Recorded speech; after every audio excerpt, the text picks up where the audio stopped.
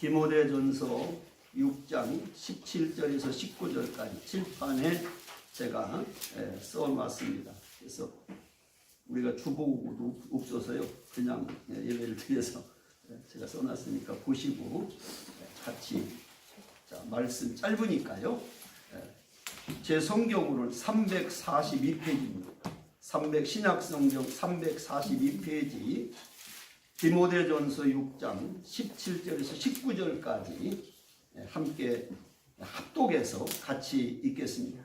자, 시작. 내가 이 세대에서 부한 자들을 명하여 마음을 높이지 말고 정함이 없는 재물에 소망을 두지 말고 오직 우리에게 모든 것을 부히 주사 누리게 하시는 하나님께 두며 선을 행하고 선한 사업을 많이 하고 나누어 주기를 좋아하며 너그러운 자가 되게 하라. 이것이 장래에 자기를 위하여 좋은 터를 쌓아 참된 생명을 추구하는 것이니라. 아멘. 오늘은 우리가 의미 시리즈로 지난번에는 고난이 주는 의미의 제목으로 말씀을 나눴고요.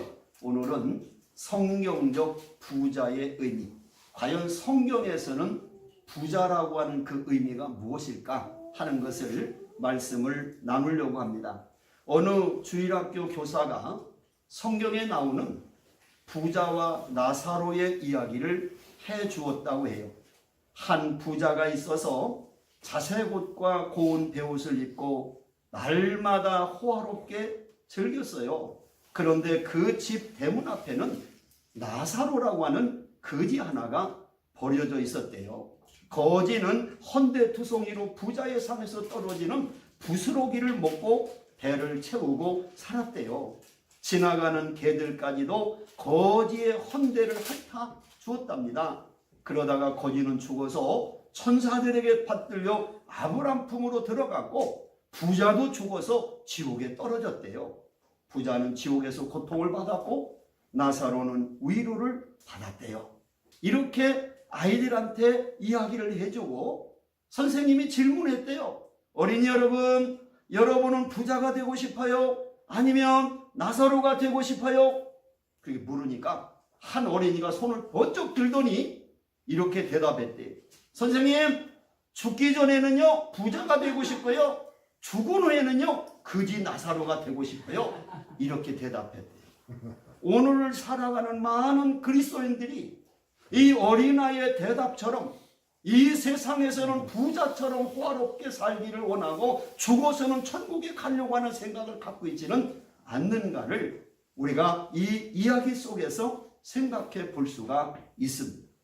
이 우주 만물을 창조하신 하나님은 우리 인간을 포함해서 모든 세상을 지어 놓으시고 그 모든 걸 다스리고 그 모든 것을 이끌어 가시는 주인이시고 소유주가 되시는 분이에요. 그래서 다윗은 역대상 29장 11절에 이렇게 노래합니다. 여호와의 위대하심과 권능과 영광과 승리와 위엄이 다 주께 속하여 싸우니 천지에 있는 것이 다 주의 것이로소이다. 모든 것이 다 주님의 것이다. 그렇기 때문에 우리 믿음을 가진 사람들은 이 하나님의 명령을 가지고 이 경제적인 자원을 가지고 어떻게 써야 되는가라고 하는 것을 성경이 가르치고 있어요. 그래서 성경에서 말하는 경제 원리라고 하는 것이 좀 어려운 얘기 같지만 좀 잘 들어보시면 어떤 일이 있냐면 우리는 하나님의 것을 다스리고 보존할 책임이 있다는 거예요. 다시 말하면 하나님이 지은 이 지구를 잘 보존하고 지켜야 될 책임을 우리 믿음의 사람들에게 주셨다는 거예요. 하나님은 아담에게 말씀하지요. 생육하고 번성하여 땅에 충만하라. 땅을 정복하라. 바다의 물고기와 하늘의 새와 땅에 움직이는 모든 생물을 다스려라. 이렇게 말씀을 하셨어요. 다시 말하면 우리 모든 하나님의 지은 것들을 잘 다스리고 충만하고 잘 보존할 것을 명령하셨다는 거예요. 이스라엘 백성에게도 하나님은 모세를 통해서 이렇게 말씀하셨어요. 너희들이 매년 7년마다는 이제 딱 쉼을 갖는 안식년을 갖는데 땅도 7년마다 아무 농사를 하지 말고 쉬게 해라. 휴경이라고 하는 걸 명령했어요. 목사님이 미국에 붕해를 갔다가 비행기를 타고 다른 지역으로도 설교하러 가는데 갑자기 엄청난 옥수수 밭이 이렇게 보여요, 밑에. 근데 그 넓은 끝도 없는 옥수수 밭에 중간중간이 큰 넓은 땅이 아무것도 안 심어놨어요.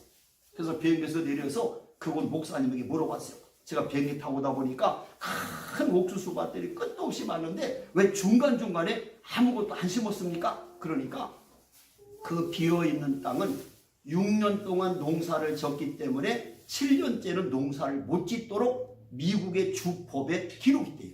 그러니까는 6년간 농사지면 무조건 1년 동안은 휴교, 농사를 아무것도 짓지 않도록 놓아야 된대. 그게 미국의 법이래. 그러니까 미국 사람들은 하나님 말씀대로 지키고 살더라. 그렇게 해야만이 땅의 지력이 다시 회복돼서 그 다음 또 6년 동안 농사가 잘 된다는 거예요. 우리에게 안식일을 두어서 6일 동안 일침 일하면 7일째 쉬도록 안식일도 허락해 주셨고, 또 성경에 보면은 전쟁을 할 때도 절대는 과일나무는 파괴하지 마라. 새끼를 품고 있는 그런 새는 절대 죽이지 마라. 왜? 후손을 위해서 남겨라. 이게 성경이 가르치고 있는 말씀이에요. 두 번째는 우리는 하나님의 것을 공평과 정의롭게 사용해야 된다는 거예요. 한 사람이 그걸 다 가지면 안 되고 많은 사람이 같이 나눌 수 있도록 하라는 거예요. 레위기 19장 9절 10절에 보니까 이렇게 말씀이 기록되어 있어요. 너희가 너희의 땅에서 곡식을 거둘 때에 너는 반 모퉁이까지 다 거두지 말고 네 떨어진 이삭을 줍지 말고 네 포도원의 열매를 다 따지 말며 네 포도원에 떨어진 열매도 줍지 말고 가난한 사람과 거류민을 위해서 버려두라. 나는 너희의 하나님 여호와니라 그랬어요. 무슨 얘기냐면 너희가 농사를 졌을 때 이삭을 다 줍지 말고 가난한 사람, 어려운 사람, 지나가는 나그네 가져가도록 놔두라는 거예요. 포도 농사를 졌으면 다 따지 말고 좀 남겨놔서 어려운 사람들이 따가도록 하라는 게 그게 하나님의 말씀이에요. 그리고 계속해서 말씀하기를 너의 모든 소산물의 10분의 1을 가난한 자와 고아와 가불에게 나누어 줘라. 가난한 자에게는 무이자로 빌려주고 매 7년마다 그 빚을 탕감해 줘라. 가난한 자의 마지막 생계수단은 절대로 저당 잡지 말고 그 사람의 생존수단을 네가 빼앗지 마라. 성경에 그렇게 가르치고 있어요. 또 하나 말씀하시는 것은 우리는 이 부와 소득을 다 한 사람이 집중해서는 안 된다는 거예요. 성경에도 보면은 이사야서 5장 8절 이렇게 말해요. 가옥에 가옥을 지으며 전토에 천토를 저하며 빈틈이 없도록 하고 이 땅 가운데서 홀로 거주하는 자들을 화 있을진저. 이게 무슨 얘기냐면 어려운 얘기가 아니에요. 한 사람이 권력이나 아니면 재벌이 돼서 모든 돈을 다 갖고 있는 건 옳지 않다는데 그 많은 것을 나누라. 많은 사람이 공평하게 나눌 수 있도록 행해야 된다. 이게 성경에 가르치는 말씀이에요. 자, 오늘 말씀으로 이제 돌아옵니다. 자, 오늘 본문에 보면은 부한 자들에게 주시는 말씀이에요. 오늘 사도 바울은 재물에 대해서 탐심을 갖지 말라 하고 가르친 다음에 재물이 많은 부자들에게 뭐라고 말씀하냐면 재물을 어떻게 사용하는 것이 하나님의 뜻인가 하는 것을 가르쳐주고 있어요. 특별히 디모데라고 하는 사람이 사역하던 에베소라고 하는 지역은 상업이 굉장히 발달해서 부자들이 굉장히 많았어요. 그 부자들이 많은 에베소 교회에 사역하는 디모데에게 바울 선생님이 지금 오늘 본문 말씀으로 지금 가르쳐주는 내용이에요. 오늘 여기 말씀에 보면 크게 네 가지 부자들에게 가르쳐주지요. 첫 번째 17절에 보니까 교만하지 말라. 내가 가진 재산이 많다고 너 교만하지 마라. 또 두 번째는 보니까 재물에 소망을 두지 말고 하나님께 소망을 둬야 된다 말씀하시고 있고요. 또 세 번째는 선한 사업을 많이 해라. 내가 가진 재산을 가지고 그 부유한 물질을 가지고 좋은 일을 많이 해라 말씀하고 있고, 네 번째는 뭐냐? 나누어 주고 많은 사람에게 너그러운 사람이 되라. 이것이 부자들이 이 땅에서 해야 될 일이라고 말씀해 주시고 있어요. 잠언 3장 27절 28절에도 이렇게 말씀합니다. 내 손이 선을 베풀 힘이 있거든 마땅히 받을 자에게 베풀기를 아끼지 말며 내게 있거든 이웃에게 이르기를 갔다가 다시 오라 내일 주겠노라 이렇게 미루지 말라는 거예요. 그래서 목사님이 성경에서 말하는 하나님이 말씀하시는 부자라는 것은 어떤 부자를 말하는가 찾아보니까 세 가지로 요약을 했어요. 그 세 가지를 이제 본론으로 말씀을 드리려고 해요. 자, 성경적 부자는 어떤 부자를 말하는가? 첫 번째, 따라합시다. 더러운 부자가 아닌 깨끗한 부자를 의미한다. 이게 성경적에서 하나님이 말씀하시는 부자는 더러운 부자가 아니라 깨끗한 부자를 말씀한다는 거예요. 성경은요, 부자가 되는 것을 정죄하거나 비판하지 않아요. 정상적인 방법으로, 정당한 방법으로 열심히 일해서 돈을 모아서 부자 되는 것은 잘못된 게 아니에요. 문제는 잘못된 방법으로 물질을 많이 버는 부자들을 성경은 정죄하고 있다는 거예요. 예를 들면 자기 집에서 열심히 일한 사람에게 임금을 싹을 주지 아니하고 그 싹을 임금을 띄워 먹으면서 부자가 된 사람, 관리들에게 뇌물을 주고서 많은 것을 얻어버린 그런 부자, 이런 부자들은 하나님이 원하시는 부자가 아니라는 거예요. 그래서 찾아봤어요. 자, 정당하지 않는 방법으로 부자가 되는 사람들은 어떤 사람들인가 찾아보니까 성경에 여러 가지가 있어요. 첫 번째는 뭐냐? 도둑질에서 큰 부자가 된 사람. 도둑질한 재물은 그건 옳은 정당한 방법이 아니지 않습니까? 제가 상점에서요 물건을 구입하고 영수증을 주세요 그랬더니요, 그 마트 주인이 뭐라고 말하냐면, 목사님 얼마로 써드릴까요? 그러는 거예요. 아니요, 지금 물건 산 만큼만 써주세요. 그랬더니요 뭐라고 말씀하냐면요, 많은 사람들이 물건을 10,000원짜리 샀으면 20,000원짜리로 영수증을 끊어달란다. 간이 세금 계산서를 달란대, 백지 영수증을 달란대. 이런 것은 결국은 잘못된 방법으로 자기가 유익을 얻는 이런 도둑질에서 부자가 되는 것, 성경은 원치 않는다는 거예요. 또 두 번째는 뭐냐면 정당하지 못한 직업으로 벌어들인 재물. 제가 어느 인터넷에 보니까요, 서울의 어느 교회 청년이 인터넷에 이런 질문을 올렸어요. 자기 교회에 술집에서 몸을 팔고 있는 여인이 있는데 이 사실이 알려지니까 교회에서 그 여자가 교회에 헌금한 걸 전부 다 그 여자에게 주면서 우리 교회 나오지 마라 그랬다는 거예요. 그러면서 그 여자에게 헌금한 것들을 다 되돌려 주는 것이 옳은 일입니까? 이렇게 인터넷에서 질문합니다. 아마 제가 볼 때는 이 교회가 좀 지나쳤다는 생각이 들어요. 어떤 면에서는 그렇게 정당하지 못한 직업을 통해서 버는 돈이라도 헌금하는 그 여인에게 그 전부 가서 잘 복음을 전하고 직업을 바꿀 수 있도록 해서 도와줘야 되는데, 오히려 그분이 낸 헌금을 다 주고 교회를 못 나오게 한 것은 이건 잘못됐다고 생각이 돼요. 근데 성경에 보니까 신명기 23장 18절에 이렇게 기록되어 있어요. 창기의 본돈과 개같은 자의 소득은 선하는 일로든지 네 하나님 여호와의 전에 가져오지 말라. 이들은 다 네 하나님 여호와께 가정한 것이다 그랬습니다. 잘못된 직업, 좋지 않은 직업을 통해서 번 돈을 하나님께 드리는 것은 옳지 않다, 이렇게 성경이 말씀하고 있어요. 그래서 우리가 직업을 선택할 때도 정말 좋은 정당한 직업을 선택해야 된다 하는 생각을 갖고요. 세 번째는 뭐냐면 불로소득으로 벌어들인 재물. 불로소득으로 벌어들인 재물도 하나님이 기뻐하지 않는 재물이라는 거예요. 예를 들어서 마약을 해서, 도박을 해서, 투기를 해서 얻은 재물, 이렇게 부자 된 사람들, 그건 하나님이 원하지 않는 부자라는 거예요. 많은 사람이 투자와 투기를 혼돈한 사람이 있어요. 투자라고 하는 것은 이익을 얻을 목적으로 정당하게 자본을 넣는 거예요. 공장을 크게 지으려고 설비를 투자한다든지, 증권을 투자한다든지, 주식을 투자한다든지, 이런 건 정당한 거예요. 그러나 투기라고 하는 것은 뭐냐? 조금 넣어놓고 왕창을 얻으려고 하는, 요행을 바라고 폭리를 얻으려는 행위. 요즘에 흔히 인터넷 도박, 부동산 투기, 이런 것들은 그냥 내가 뭐 조금 넣고 큰 돈을 얻으려고 하는 이런 것으로 부자가 되는 것을 하나님은 원치 않는다는 거예요. 또 하나 더 얘기한다면 공정하지 않는 방법으로 벌어들인 재물로 부자가 된 사람, 다시 말하면 자신의 권력을 이용해서 자신의 지위를 이용해서 많은 재물을 모은 사람, 아니면 뇌물을 받아서 모은 재산으로 부자가 된 사람, 아니면 재벌들이 흔히 말하는 비자금을 만들어가지고 수천억씩 비자금을 만들어서 부자가 되는 사람, 이런 부자는 하나님이 기뻐하지 않는다는 거예요.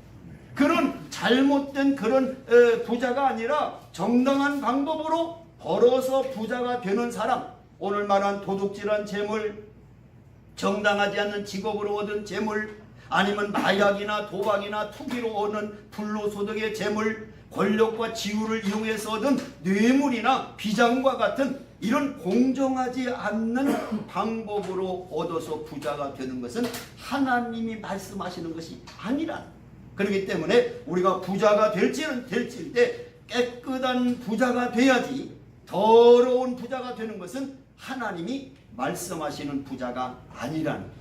깨끗한 부자가 될 때 존경받는 부자가 되고, 존경받는 부자가 되어야 행복한 부자가 되는 것이고, 행복한 부자가 되어야 성경적 부자가 된다는 사실을 믿으시기를 주의 이름으로 축원합니다.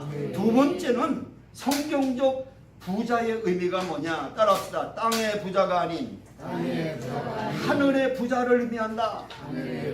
예, 깨끗한 부자가 하나 성경적 부자라면, 두 번째는 땅에서 부자가 아닌 하늘나라의 부자가 진짜 부자라는 거예요. 사람들은 이 땅에 얼마나 많은 보물을 쌓았는지에 따라서 야, 저 사람 성공했대, 돈을 굉장히 많이 벌었대, 이렇게 이야기해요. 근데 이 행복과 불행이 많은 재산을 모았다라고 그게 성공한 것이 아니라, 예수님은 마태복음 6장 19절 이렇게 말합니다. 너희를 위하여 보물을 땅에 쌓아두지 말라 그랬어요. 예수님은 이 세상에다가 재산을 많이 쌓아놓지 말라는 거예요.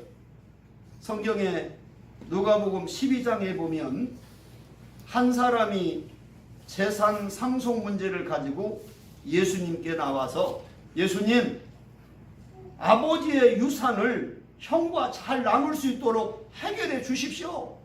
이때 예수님께서 비유를 하나 하셨어요. 그게 바로 뭐냐면 어리석은 부자의 이야기예요. 한 부자가 밭에 농사를 져서 농사가 너무 풍년이 들어가지고 곡식을 쌓아둘 곳이 없어서 곡간을 막 여러 개 져가지고 창고마다 가득가득 곡식을 채워놓고 이 부자가 자기 영혼에게 이야기했어요. 누가복음 12장 19절에 보니까 내 영혼아, 여러 해 쓸 물건을 많이 쌓아두었으니 평안히 쉬고 먹고 마시고 즐거워하자. 그때 하나님이 말씀하세요. 누가복음 12장 20절에 보니까 어리석은 자여, 오늘 밤 내 영혼을 도로 찾으리니 그 창고에 많이 쌓아놓은 것이 누구의 것이 되겠느냐 물으셨어요. 그러면서 하나 예수님 말씀합니다. 결론적으로 누가복음 12장 21절에 보니까 자기를 위하여 재물을 쌓아두고 하나님께 대하여 부유하지 못한 자가 이 어리석은 부자와 같으니라 하면서, 이 세상에 나는 재물을 많이 쌓아놓은 땅의 부자는 되었는데 하늘나라에 아무것도 쌓지 못하는 사람, 이게 바로 어리석은 부자라. 오늘 주님 말씀 다시 돌아가 봅시다. 너희를 위하여 보물을 땅에 쌓아두라. 자, 쌓아두라. 세상에다 쌓아두지 마라. 왜 세상에다 쌓아두지 말라고 했을까요?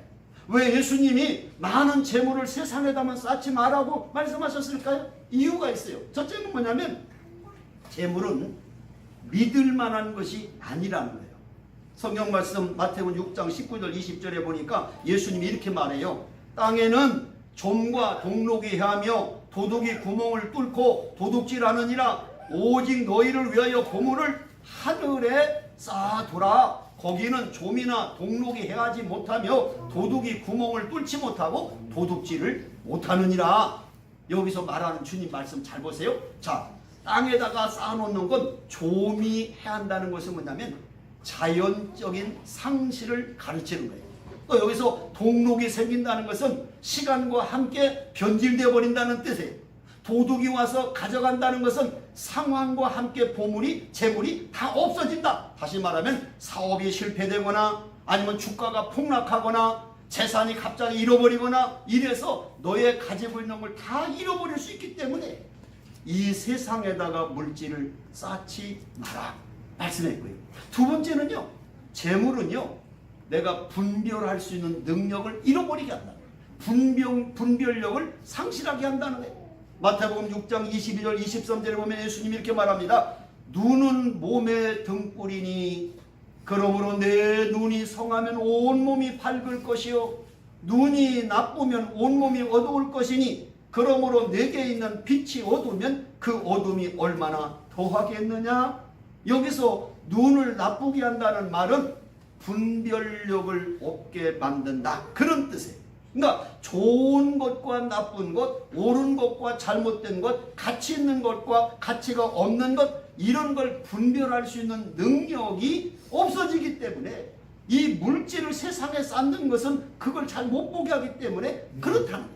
우리가 옛날 말에 그런 말이 있어요. 우리말에 재물에 눈이 멀었다, 그런 말이 있어요. 저 사람 저 돈 때문에 눈이 멀었어. 배는 게 없어. 돈밖에 몰라. 뭐니 해도 뭐니밖에 몰라. 이 돈이 눈을 멀었다고 하는 건 바로 돈 때문에 저 사람은 판단 능력이 사라졌어, 그런 의미.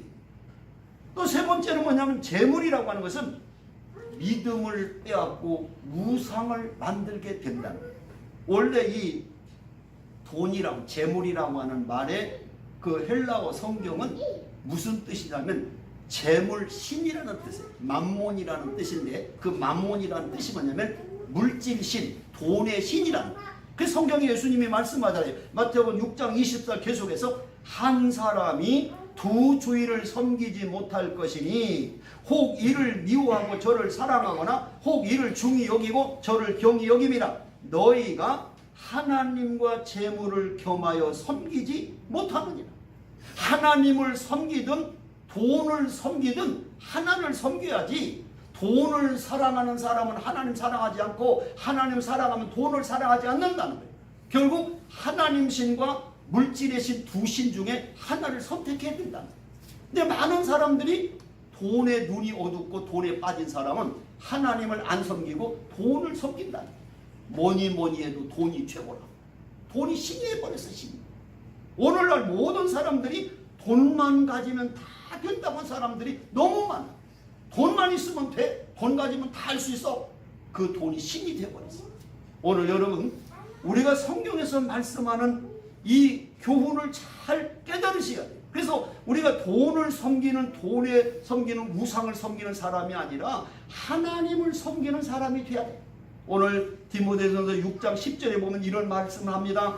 돈을 사랑함이 일만하게 뿌리가 되나니 돈을 탐내는 자들은 미혹을 받아 믿음에서 떠나 많은 근심으로 자기를 찔렀더라. 돈을 사랑하고 돈을 섬기는 사람은 하나님을 섬기는 믿음에서 떨어져 버린다. 그 사람들의 그 사람의 믿음이 좋은가 나쁜가를 보면 그 사람의 물질과를 보면 알아. 저 사람이 돈을 어떻게 쓰는가를 보면 아, 이 사람 믿음 있구나, 이 사람 믿음 없구나, 그걸 판단할 수 있다는 거예요. 오늘 여러분은 땅의 부자입니까? 아니면 하늘에 많이 쌓아놓은 하늘의 부자입니까? 이 땅에 많은 재물을 쌓아놓으면서도 하늘나라에 아무런 상급이 없는, 아무 물질을 쌓아놓지 못한 사람들이 오늘날 믿는 사람들 가운데도 너무 많다는 거예요.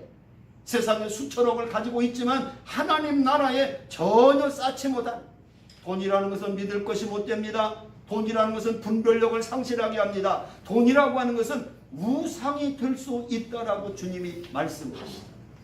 야고보서 5장 2절 3절도 똑같이 말했어요. 야고보 기자는 이렇게 말합니다. 너의 재물은 썩었고 너의 옷은 좀먹었으며 너의 금과 은은 녹이 슬었으니 너희가 말세에 재물을 쌓았도다. 주님이 오실 때가 임박하면 임박할수록 세상 사람들은 자꾸 돈을 세상에 쌓으려고 합니다. 금을 사놓고 달러를 사놓고 자기 집마다 금고를 만들어서 돈을 갖다 막 쌓아놓는, 마지막 때 주님이 이 땅에 재림하실 때가 되면 사람들은 자꾸 돈을 쌓는 일에, 세상에 쌓는 일에 집중한다. 그게 이 세상의 마지막 때의 징조라는 거예요. 오늘 여러분은 하늘나라에 재물을 쌓습니까? 땅에다가 재물을 쌓습니까? 성경은 어떻게 물질을 가리키냐면 물질을 죄악시하지 마라. 물질을 우상화하지 마라. 물질이 내 인생의 목적이 되지 마라. 저는 그래서 이 물질을 가르칠 때 어떻게 가르치냐면 비유를 쓰냐면 배와 물의 관계라고 생각해요. 여러분, 배가 떠가려면 뭐가 있어야 돼요? 물이 있어야 돼요. 물이 없이 배 만들어가지고 수백억 들여서 운동장에 놓으려면 그 배 만든 의미가 없잖아요. 그러니까 배를 만들어서 배가 가려면 반드시 물이 있어야 돼요.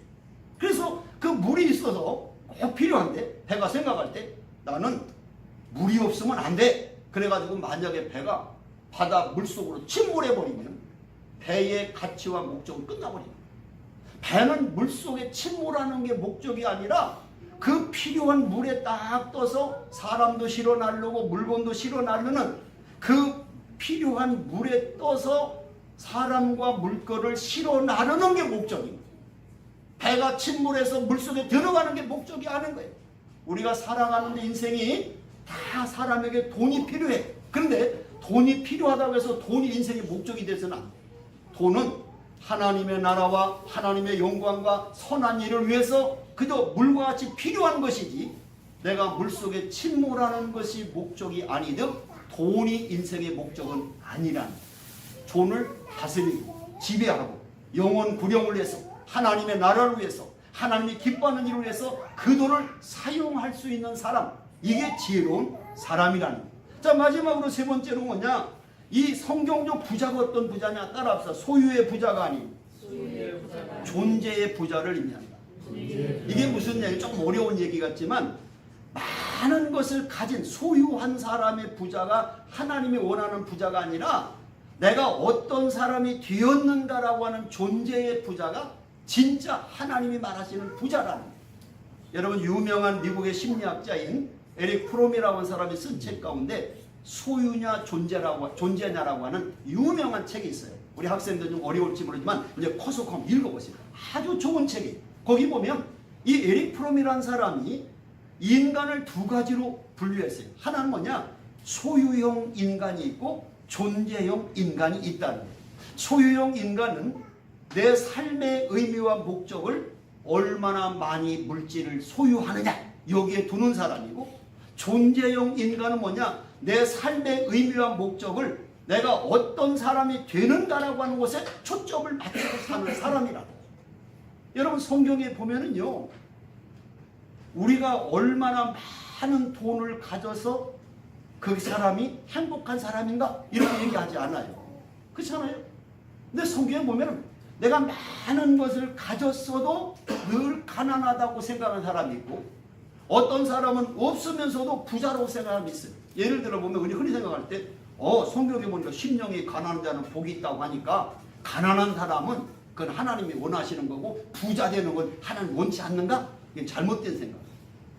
많은 것을 가졌어도 내 가진 것의 주인은 하나님이시고 나는 하나님의 것을 잠시 동안 관리하는 사람이다. 이런 사람은 수천억을 가졌어도 내 건 없어. 왜? 다 내 가진 건 주님 거고 하나님 거고 나는 하나님 것을 잠시 동안 관리하는 청직이다. 그렇기 때문에 늘 가난한 마음을 갖고 사는 거예요.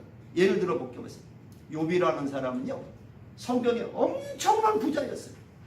이 욥이 너무 부자면서 하나님을 잘 섬기니까 하나님께서 사탄에게 욥을 자랑했어요.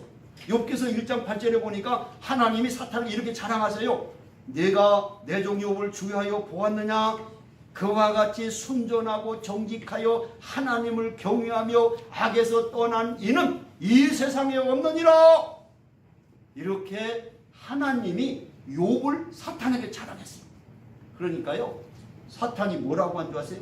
하나님, 욥에게 이렇게 많이 축복해 주시고 욥이 형통하게 하시고 욥이 잘되게 하시니까 욥이 하나님을 섬기지요. 많이 욥이 가진 것들을 다 없애보시면요, 욥이 하나님을 배신할 거예요. 아니다, 진짜입니다. 그럼 해보자. 그래서 욥의 생명은 건들지 말고 나머지 모든 재물에 대해서, 가정에 대해서, 자녀에 대해서 해봐라. 그랬더니 사탄이요, 욥의 재산, 그 많은 재산을 다 날아가게 했어. 아들, 딸 10명이 다 죽게 했어. 욥의 머리서 발바닥까지 다 병들게 했어. 그 고통스러운 모습을 보던 그 아내가 차라리 하나님 저주하고 죽으라고 떠나버렸어.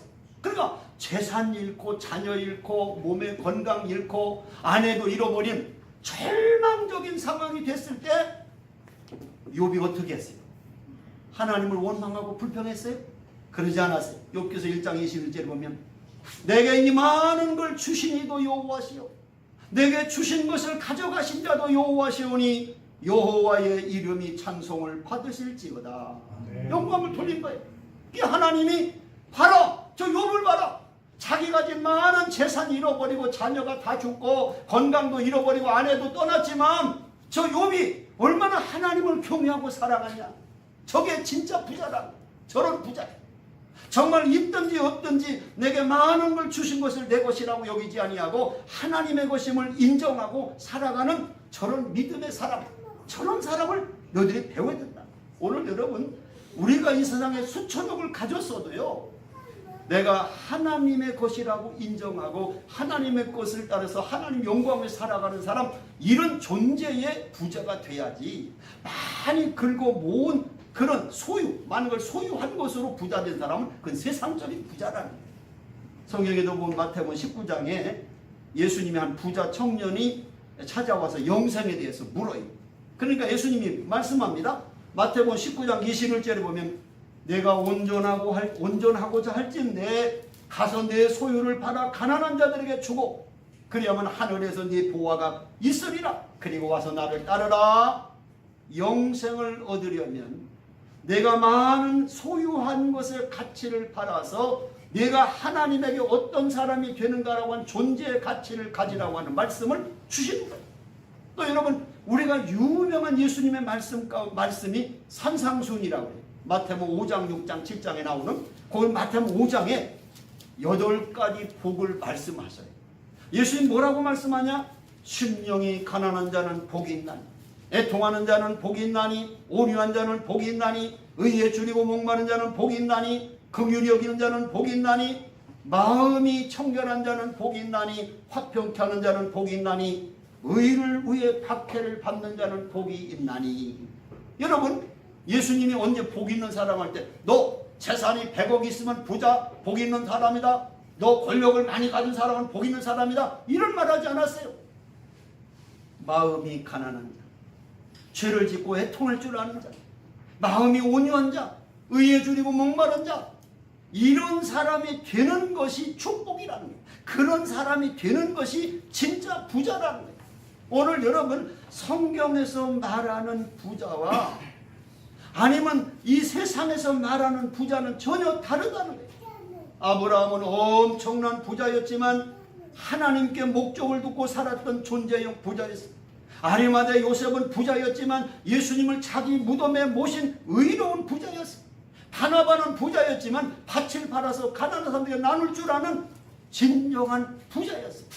오늘 여러분이 이 세상에 많은 것을 소유했다라고 하는 부자가 되지 말고 하나님 앞에서 내가 어떤 사람이 되었는가라고 하는 존재의 부자가 되라는 거예요. 미국의 무디 신학교 교장을 지냈던 조지 스팅 박사님은 그런 이야기를 했어요. 우리가 마지막 날 하나님 앞에 갔을 때 하나님이 나에게 질문하시는 질문은 내가 이 세상에서 얼마나 많은 것을 벌었는가가 아니라 내가 얼마나 많은 사람에게 나누고 베풀었는가, 그게 예수님이 나에게 질문할 질문일 것이다. 그런 이야기했어요. 여러분, 이 세상에 많은 재산 다 놓고 가요. 다 놓고 가요. 죽을 때 다 놓고 가요. 빈손 들고 가는 거예요. 성경에 빈손으로 갔다 빈손으로 가는 인생이라고 했어요. 그러면 다 놓고 갈 것을 위해서 지은 죄는 하나님 앞에서 심판을 받아. 그래서 성경은요, 결론을 뭐라고 짓냐? 바울 사도가 이렇게 말해요. 부자들아, 너희들이 이걸 조심해 하면서 가르쳐 주신 얘기가 야고보서 5장 1절에서 5절에 나와요. 자, 거기 보면 부자들이 그 당시에 어떤 잘못을 저지르고 있는가를 지적해 주고 있는데 세 가지로 결론을 맺겠습니다. 자, 첫 번째는 뭐냐면 그 당시에 부자들은 쌓기만 하고 나눔의 삶을 살지 못했다. 그저 열심히 모아서 창고에 가득가득 쌓아놓는 일만 했지 어렵고 헐벗고 굶주린 사람은 나누어 주는 일을 하지 않았다는 거예요. 야고보서 5장 2절 3절을 이렇게 말합니다. 너의 재물은 썩었고 너의 옷은 좀 먹었고 너의 금과 은은 녹이 슬었으니 이 녹이 너에게 증거가 되며 불같이 너의 살을 먹으리라. 너희가 말세의 재물을 쌓았도다. 그저 열심히 모으기만 했지 나누어 줄 줄 모르는 것이 예수님 시대의 부자들의 잘못된 삶이었다. 두 번째는 그 당시의 부자들은 불의한 방법으로 재물을 모았다는 거예요. 야고보서 5장 4절에 보면 보라 너희 밭에 추수한 품꾼에게 주지한 싹시 소리 지르며 그 추수한 자의 우는 소리가 만군의 주의 귀에 들렸느니라. 다시 말하면 품삯을 주지 않고 돈을 모으고 법정에 고발이 하면 법관에게 뇌물을 주고 매수해버리고 자신들의 죄를 정당화해서 이런 잘못된 불의한 방법으로 재물을 모아서 부자가 되었다 지적하신 하나님. 그리고 세 번째는 뭐냐? 부자들은 쌓은 재물로 자신들의 쾌락만을 추구했다는 거예요. 남에게 나누어 주지 않고 야고보서 5장 5절에 보면 너희가 땅에서 사치하고 방종하여 살육의 날에 너의 마음을 살찌가였도다. 이 말을 여기 무슨 뜻이냐면 사치했다는 말은 분수에 맞지 않는 삶을 살았다는 것이고 여기서 방종했다는 말은 성적인 범죄를 저질렀다. 마약을 하고 술을 먹고 도박을 하고 이래서 성적으로 음란한 삶을 살았다. 그것이 그 당시에 부자들의 모습이었다는 거예요. 그저 모으기만 하고 나누지 못하고 그 모으는 방법도 전부 다 남의 줄 싹 임금을 빼앗고 뇌물을 받고 비자금을 만들고 이렇게 해서 부자가 됐고 그 쌓아놓은 재물로 너희들의 쾌락과 세상적인 타락된 죄만 졌다는 거예요. 그러더니 심판을 받는다고 그 당시에 부자들을 지적하고 있습니다. 말씀을 마칩니다. 오늘 여러분은 더러운 부자가 아닌 깨끗한 부자입니까? 세상에만 쌓는 땅의 부자가 아닌 하늘에 쌓는 하늘의 부자입니까? 여러분이 많은 걸 소유한 부자가 아닌 내가 하나님 앞에 어떤 사람이라고 하는 존재의 부자입니까? 성경적 부자는 세상 사람들이 보는 부자와 다르잖아요. 열심히 일해서 돈을 버십시오. 저축하십시오. 예금하시고 부자가 되세요. 그리고 하나님의 나라와 하나님의 영광과 영혼 구원을 위해서 그 물질을 마음껏 쓸 때 그것이 하늘나라에 쌓는 거예요. 선교의 복음을 막 물질을 투자해서 영혼을 살리고 해외에 선교비를 보내고 이게 하늘나라 상급을 쌓는 거예요. 이게 하늘나라에 쌓는 부자. 이런 부자가 되기를 주님의 이름으로 축원합니다. 기도합시다. 하나님 감사합니다. 오늘 우리 사랑하는 귀한 하나님의 백성들이 공명성전에 모여서 하나님께 예배로 영광을 돌립니다. 성경적 부자의 의미가 무엇인지 세상 사람들이 말하는 부자와 성경에서 말하는 부자의 의미가 너무나 다르다는 것을 이 시간 깨닫게 하시니 감사합니다.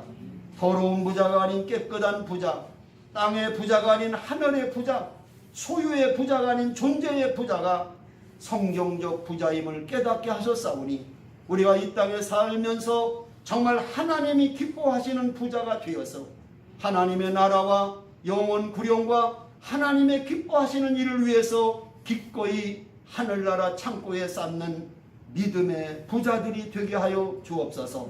오늘 주신 말씀이 우리 마음판에 잘 박힌 못처럼 새겨지게 하시고 그 말씀이 평생 동안 우리를 지배하도록 축복해 주옵소서. 예수님의 이름으로 기도하옵나이다.